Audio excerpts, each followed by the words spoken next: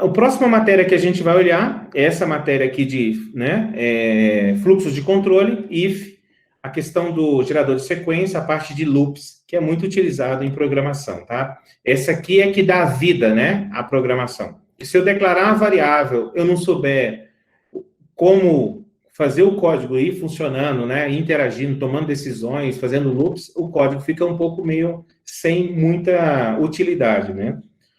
O primeiro que nós vamos aprender é... Opa, tá aberto aqui. Estão vendo bem, né? Deixa eu botar isso aqui.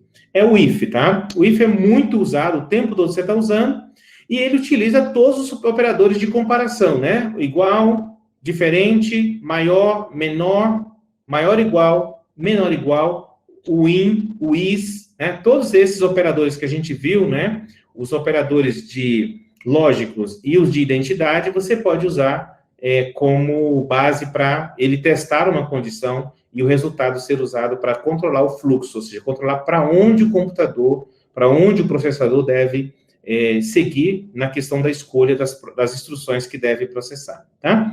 E lembrando, nos operadores lógicos, você pode concatenar, tá? Então, eu posso colocar, se ele for do sexo masculino e idade maior que 30 anos e for, né, morar em tal cidade, ele é candidato a tal oportunidade. Por exemplo, é possível fazer filtros, né? Testes de várias condições juntas e a resposta do conjunto é que será usada no seu código, tá?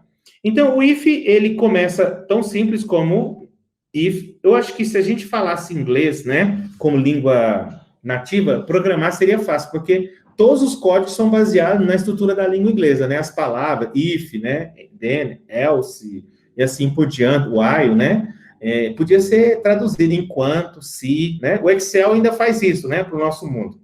Você vai operar as fórmulas no Excel e elas estão traduzidas para o português, né? Na linguagem de programação isso não acontece, está tudo em inglês, talvez daí a dificuldade nossa, se a gente não tiver uma familiaridade com o inglês, porque o nome que dão as funções sempre vem em inglês. E aí, às vezes, uma dificuldade é entender o sentido da palavra em inglês. Então, tudo começa com if, que seria o se do inglês, né? E se você coloca if, idade maior que foi atendida, significa que essa condição será executada. Se não foi atendida, ela será ignorada, tá? Essa é a forma mais básica do if, mas ele, assim, nem sempre atende, porque eu não testo umas, eu quero testar várias condições, ou quero testar duas. Faça isso, se for verdadeiro, se não, faça aquilo. É o comando else. Então, eu posso colocar if idade maior que 21, diga que o cara é maior de idade. Se não, diga que ele é menor de idade, tá? Então, essa condição, essa estrutura pode ser usada na combinação de if e else para obter esse comportamento. Faça uma alternativa se verdadeira ou outra se for falsa, ok? Agora, às vezes eu não quero testar duas, eu quero testar três. If isso não deu certo, tenta a próxima. If isso, tenta a próxima. Não deu certo, tenta a próxima. Eu quero testar. A primeira que ele vier com uma resposta verdadeira, ele executa e ignora todas as seguintes. Esse comando, né, é o elif, né? Elif, ele serve para isso, quando eu tenho várias condições que eu quero testar. Nesse caso aqui, eu coloquei a temperatura igual a 40.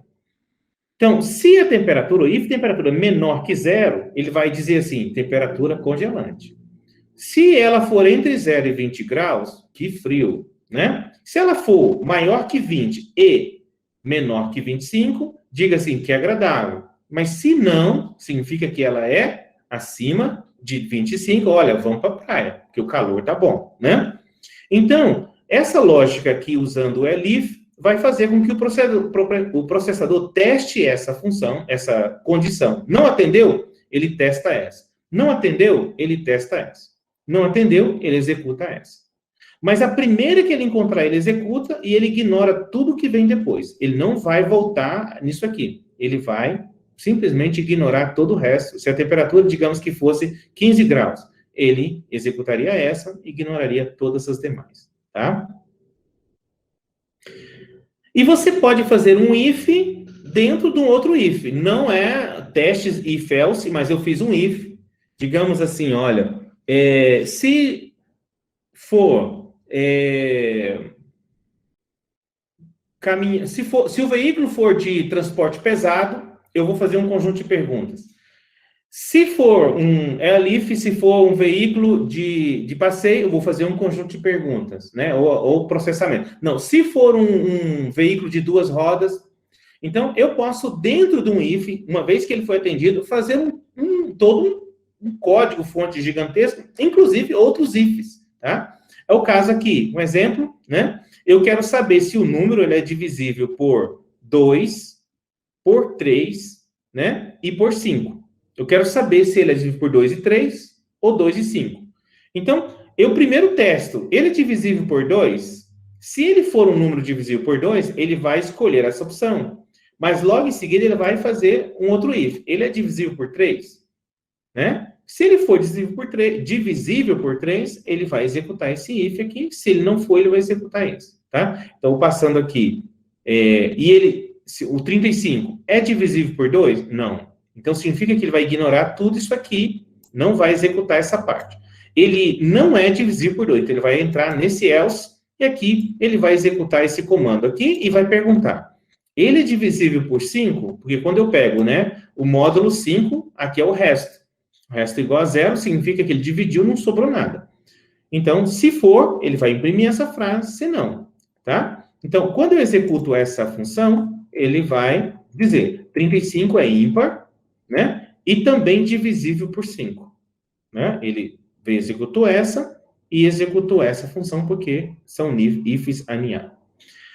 Um outro ponto importante é que o Python não aceita você fazer uma função sem conteúdo, sem nenhum comando, ou um if sem nenhum comando. Uma vez que a condição foi atendida, tem que ter algo para o Python executar. Se não tiver nada lá, ele vai dar um erro de sintaxe. Então, se eu executar esse código aqui, ó, if e um else aqui, sem nada debaixo do else, tá? Ele vai dizer, olha, eu tenho um fim inesperado aqui, enquanto eu estava tentando chegar no final e acabou e eu não cheguei no final, está faltando algo no código. Então, pode acontecer de você ter uma lógica em que você tratou 90% dela, mas tem um passo que, se acontecer, você ainda não quer codificar agora. Você tem que colocar uma instrução avisando o processador que, olha, passa por aqui, mas não tem nada para você fazer, tá? Pode passar, pode ir embora, né? Você responde ou passa. Lembra da lógica do responde ou passa? Esse é o passa, não pode passar. Então, você pode fazer o seguinte, olha, eu implementei essa lógica para número par, mas eu não implementei a lógica para número ímpar. Mas eu quero já pôr o código para rodar sem que o Python quebre, né? Ele deu um bug aqui, um erro de validação de sintaxe. Então, basta colocar o pass, ele vai entender que você vai codificar isso depois. E se ele passar por aqui, ele já recebe o comando. Olha, toca a sua vida, não tem nada para fazer. Pá, ele vai para a próxima linha de comando. Tá bom? Ok? Então, coloque o pass quando você não tiver ainda a lógica escrita. E ele pode ser quantos forem necessários. Observe que aqui eu coloquei um pass nesse else e um pass nesse else, tá? Então, ele vai executar, nesse caso aqui, nada, porque 15, ele esperaria esse aqui, né? Mas se eu colocar aqui, por exemplo, o 12, né? Ok? Ele é divisível por 2? Ele é par. Mas ele é divisível por 3? Sim, ele vai entrar nessa frase aqui, né? Então, ó, ele vai entrar e vai conseguir resultado, ok?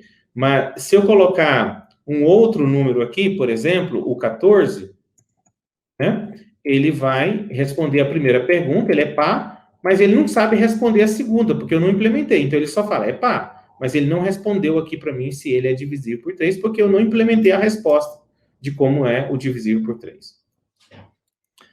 E existe a possibilidade, isso aqui é muito usado em tratamento de dados, quando eu tenho um if e ele vai executar só uma linha, para que eu vou fazer um if, indentar, um negócio tão grande, se eu quero assim, ó, se for tal coisa, retorna isso, se não, retorna aquilo.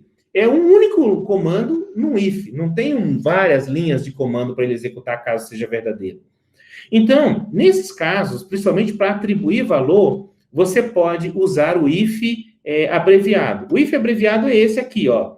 Você coloca a resposta do lado de cá, que vai ser devolvida caso a resposta seja verdadeira, e do lado de cá você coloca a resposta que será devolvida caso a avaliação seja falsa. Então, ele faz isso, ó. Se x for maior que 0, ele vai pegar esse valor e vai usar. Se não, ele vai usar esse aqui. Então, eu quero aqui, eu passei um número, 45. Eu quero que isso aqui receba a resposta, se ele é positivo ou negativo, né? Eu poderia escrever if, tal, né? X, né? Olha, como seria a lógica dessa expressão sem um if abreviado, né? Eu teria que fazer assim, né? Olha só como seria esquisito. Eu tenho que fazer assim, ó, i, x...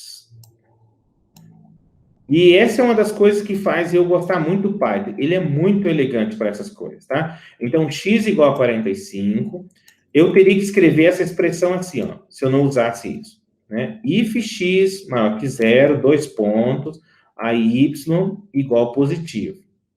Else, né? Voltando, cuidado com toda a indentação, né? Aí eu teria que colocar aqui assim.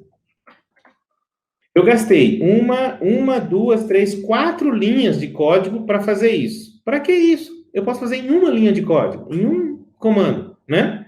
Então, ao invés de fazer isso aqui, tá? O resultado vai ser o mesmo. Se eu pedir aqui para ele imprimir o y, perdão, deixa eu colocar para cá, por causa da indentação, né? Perdão. Ó, y positivo, tá? Agora, se eu fizer isso aqui, ó, numa única linha, ele faz a lógica inteira. Se maior, traz essa resposta. Se não, traz essa resposta e joga no Y. Numa única linha de código, ele faz, olha, é positivo. Aqui, só executando com valor negativo, ó, ele já detectou normalmente, tá bom? Então, aqui, relembrando aquilo que eu falei na booleana. As condições, no caso, quando você avalia uma condição no if, não necessariamente precisa ser o maior igual, menor igual, in, né? Você pode apreciar um valor, apreciar o nome de uma variável e saber se ela tiver valor é true, tá? Esse é o ponto. Então, aqui, ó, vazio, tá? Se eu fizer essa var igual vazio, eu posso simplesmente falar assim, if var, mas lembre-se, se ela for vazia, a resposta é falsa, significa que ele vai ler, ele vai executar essa. Se tiver algum conteúdo, ela vai ser testada como true. É como se o Python chamasse o bool, passando o var, e aí ele obtém. Só que ele faz isso nativamente para mim. Eu não preciso fazer assim, ó, né? Bool, var, para ele transformar, ele avaliar se é verdadeiro ou falso. Não precisa fazer isso. Simplesmente, quando você coloca if e coloca o nome de uma variável, ele já faz isso aqui para você embutido, né? Ele já executou isso aqui lá, você não precisa, né, gastar esse inglês com ele. If var, ó, eu coloquei uma variável vazia, ele falou, é falso. Eu entendi que era falso, a minha avaliação para essa variável. Se ela tiver conteúdo, ó, ele vai falar, ó, é verdadeiro, ó, true, tá? Um dicionário vazio, né? Ou um set vazio. Ó, vazio é falso, tá? Um none, ele vai, if var igual none, tá? Ok? Só que chamei var, ele entendeu que é none, none é falso. Ó, aqui uma tupla com 4 valores. Eu falei if var, ele testou, ela é uma tupla cheia com valores, então é verdadeira, é true, tá? Ó, um dicionário com valor, você pode testar. If var, assim, meu dicionário tem valores? Faz isso. Se não tem valor, não faça isso. Imagina que você vai fazer uma operação de processamento, mas o dicionário está vazio. Então, você não precisa fazer aquela rotina. Então, você testa. If dict, e se o var dict alguma coisa lá, a minha variável lista de localidades está vazia, eu ignoro ela, não faço uma lógica de tratamento, por exemplo. Aqui a lista também, né? Lista, né? var, ela é uma lista, ele já testa como true, porque ele tem conteúdo, tá bom? Um gerador de sequência, aliás, parando, if é isso que eu tinha para falar.